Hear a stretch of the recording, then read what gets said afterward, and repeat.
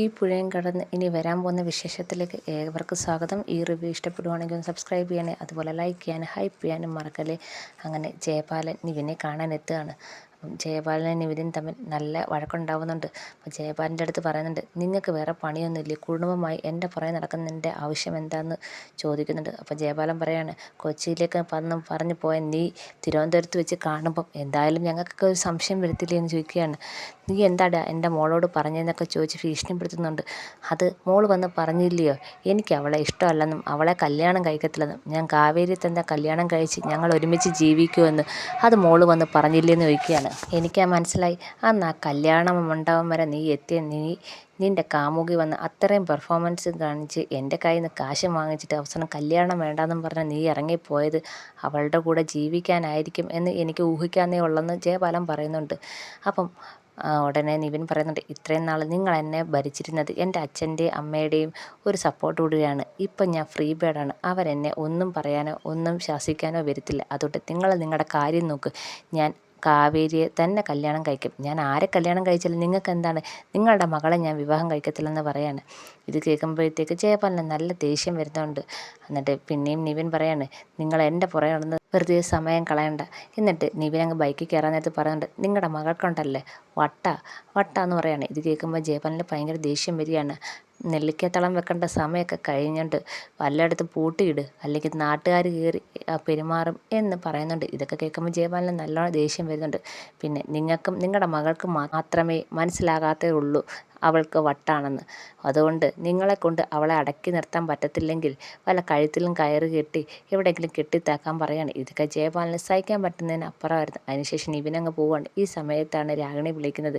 അപ്പോൾ രാഗിണി അടുത്ത് ജയപാലൻ പറയുന്നുണ്ട്, അവനെ ഞാൻ കണ്ട്, ടെമ്പിൾ റോഡിൽ വെച്ച് കണ്ട്, ഇനി അവൻ ജീവിച്ചിരിക്കത്തില്ല എന്ന് പറയാണ്. ഇത് കേൾക്കുമ്പോൾ രാഗിണി പറയുന്നുണ്ട്, അച്ഛാ നിവിനെ ഒന്നും ചെയ്യല്ലേ, നിവിനെ എനിക്ക് വേണമെന്ന് പറയാണ്. ഇനി നിവിൻ ഈ ലോകത്ത് ജീവിച്ചിരിക്കണ്ട. നിവിനെ നിൻ്റെ മനസ്സിലേക്ക് ഇട്ട് തന്നത് ഞാൻ തന്നെ ഇല്ലയോ. ഇനി നിൻ്റെ ജീവിതത്തിൽ നിവിൻ വേണ്ട. അവൻ മരിച്ചാലേ ഇനി നിനക്ക് നല്ലൊരു ജീവിതം കിട്ടത്തുള്ളെന്ന് ജയപാലൻ പറയാണ്.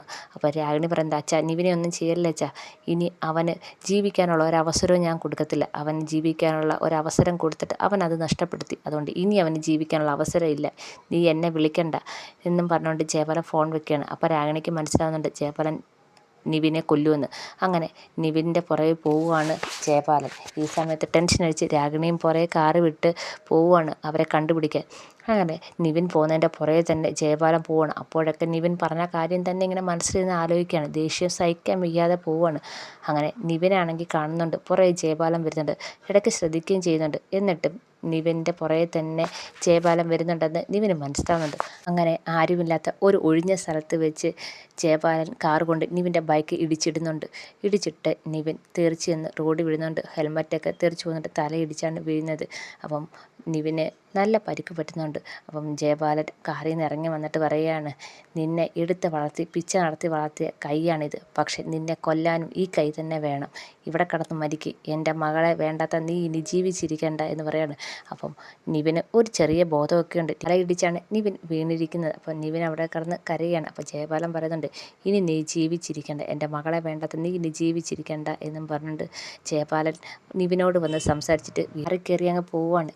ഈ സമയത്ത് രാഗിണിയാണെങ്കിൽ ഇവരെ തിരക്ക് എല്ലായിടത്തും നടക്കുകയാണ്. ടെമ്പിൾ റോഡ് ഉണ്ടെന്ന് പറഞ്ഞിട്ട് അവിടെ വന്ന് നോക്കുമ്പോഴൊന്നും കാണുന്നില്ല. അവിടെ എല്ലാം തിരക്കി നടക്കുകയാണ്. ഈ സമയത്ത് കാവേരിയാണെങ്കിൽ ഹോസ്പിറ്റലിൽ ആകെപ്പാടെ ടെൻഷൻ ഇരിക്കുകയാണ്. എങ്ങനെയെങ്കിലും നിളമോളുടെ ഓപ്പറേഷൻ നടത്തണം, അതിന് വേണ്ടി കാശുണ്ടാക്കണം, അതിന് ഓരോരോ മാർഗ്ഗങ്ങൾ ഇങ്ങനെ ആലോചിച്ചുകൊണ്ടിരിക്കുകയാണ്. രഘുനാഥൻ്റെ അടുത്ത് കാശ് ചോദിച്ചാലോ എന്ന് വരെ തോന്നലുണ്ടാവുന്നുണ്ട് കാവേരിക്ക്. അങ്ങനെ കാവേരി ആകെപ്പാടെ ടെൻഷൻ അടിച്ചിരിക്കുകയാണ്. ഈ സമയത്ത് നിവിനാണെങ്കിൽ റോഡിൽ തന്നെ കിടക്കുകയാണ്. ആ സമയത്താണ് നരൻ ആ വഴി വരുന്നത്. അങ്ങനെ നരൻ വരുമ്പോൾ റോഡിലൊരു ബൈക്ക് കിടക്കുന്ന കണ്ട് നരൻ അവിടെ വണ്ടി ചവിട്ടി നിർത്തുന്നുണ്ട്. അപ്പോഴാണ് അടുത്ത് നിവിൻ കിടക്കുന്നത് കാണുന്നത്. അപ്പോൾ നരൻ പെട്ടെന്ന് തന്നെ വണ്ടിയിൽ നിന്ന് ഇറങ്ങി നിവിൻ്റെ അടുത്തേക്ക് വരികയാണ്.